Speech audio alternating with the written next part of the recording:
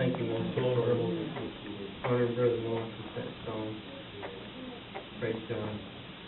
Well, I'm here to say a few words in honor of the North and Brother North. Sister North, it's good to see you here. Yeah. We so appreciate you and you and Brother North's ministry. So I just want to read a few words on behalf of yours and his.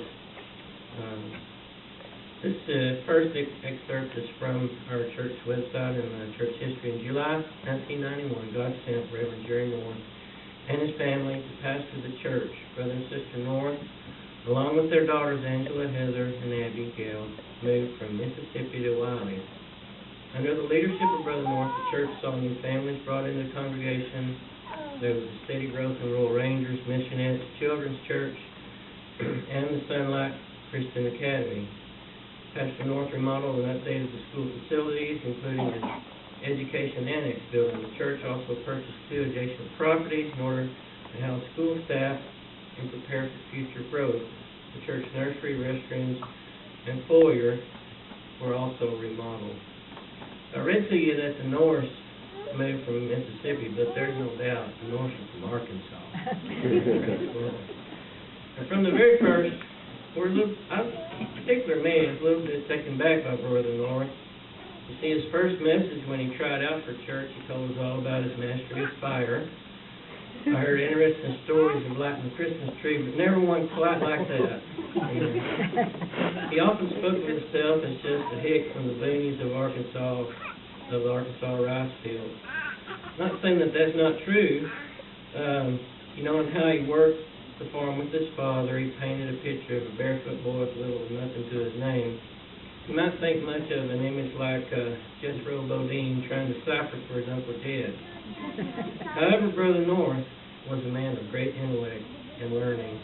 He had seminary degrees and other higher education credentials. At one time while speaking with Brother North about his education, he told me he had to be cautious when counseling people because of his training in psychology. Brother North was very careful to counsel in spirit and in truth. Speaking of counseling, I didn't go to Brother North very often for counseling, but when I did, it was quite amazing how thorough he was. We might counsel for an hour, half an hour or so, but when you left, you could feel quite reassured that problems or issues were resolved or could be faced with confidence after having such a complete counseling session with the great man of God. But then after several days or hours, you cross your mind, what did he say? What great wisdom did he impart? How many things did he actually say? Well, I remember just a few words, perhaps a couple of sentences, but it was more than many words or clever cliches. He would counsel the same way he walked in the Spirit. Brother and Sister North grew up working hard, and they brought that work ethic with them to First Assembly. In my opinion, if there's anything lacking in Brother North, it was his ability to delegate. If there was a need, Brother North would just do the job. He worked and worked and worked. It seemed only when a job was beyond his ability for one man, he would reach out for help. All of the while, Sister North was laboring behind the scenes. Only God knows how much they labored for First Assembly, that He, the Lord, will be their eternal reward. Brother North was a man of grace and dignity. He was known all over the United States as a great man of God. I remember mentioning to Brother Bill Burkett right after Brother North was our pastor that Brother North had taken the church, and Brother Burkett's words were, "A great man." I have very high regard for Brother and Sister North. Yet, with all his grace and dignity, you never knew when he would say something that would completely take you off guard. I particularly remember in the middle of a very serious sermon that he took time to express his concern about himself aging. And, he said it finally dawned on him when going to bed one night that he would take 3 of his 5 senses and put them on the nightstand. Brother North said he had considered evangelism from time to time. However, his heart was to be pastor. Brother North was a great preacher and a great pastor that led by example. The Norths were there for the laughter. They were there for the tears. They were there for the pain. They were there for the prayers. You could always count on the fact that they would be there when you needed them. I've never met a man with more patience than Brother North. You know, sometimes it flat out aggravated me how patient he could be. It was amazing how he would patiently wait on God instead of taking matters in his own hands. He was also a man of incredible long-suffering. Yet he would almost never raise up in his own defense, but he was always quick to defend the members of his flock. Brother North was so committed to the ministry of the gospel that he would preach when he didn't feel like it. He asked me one time to preach for him, and I told him that I was sick and I didn't think I was up to it.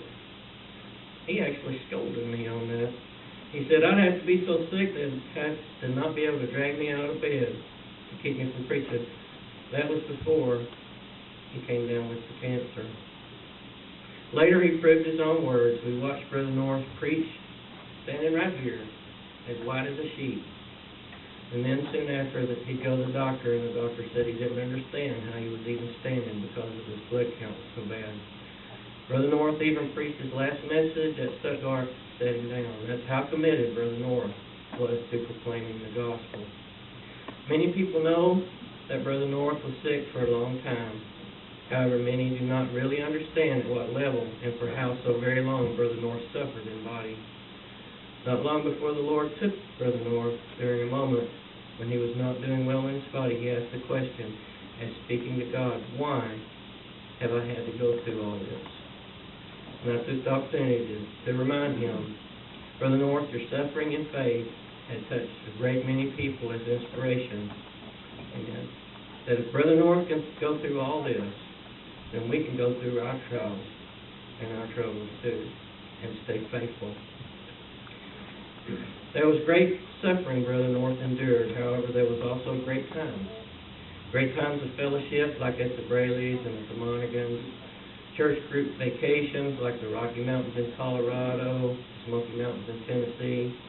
I tell you, nobody could toss a horseshoe or a washer like Brother North. Everybody wanted him on their team.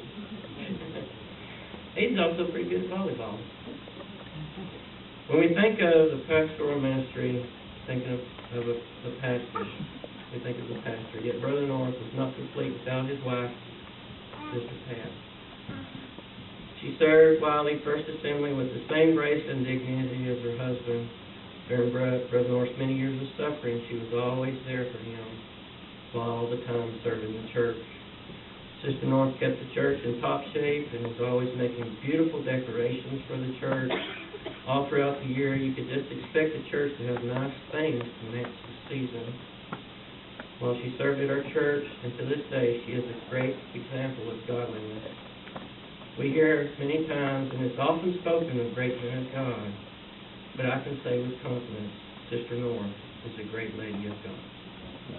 Sister North, we love you in the Lord and thank you for your example and your husband's example of godliness, holiness, purity, and love. And as our dear friend, Brother L.D. Henderson would always testify, follow peace with all men, and holiness without which no man shall see the Lord. Sister North, you and Brother North have been examples of both of these to us.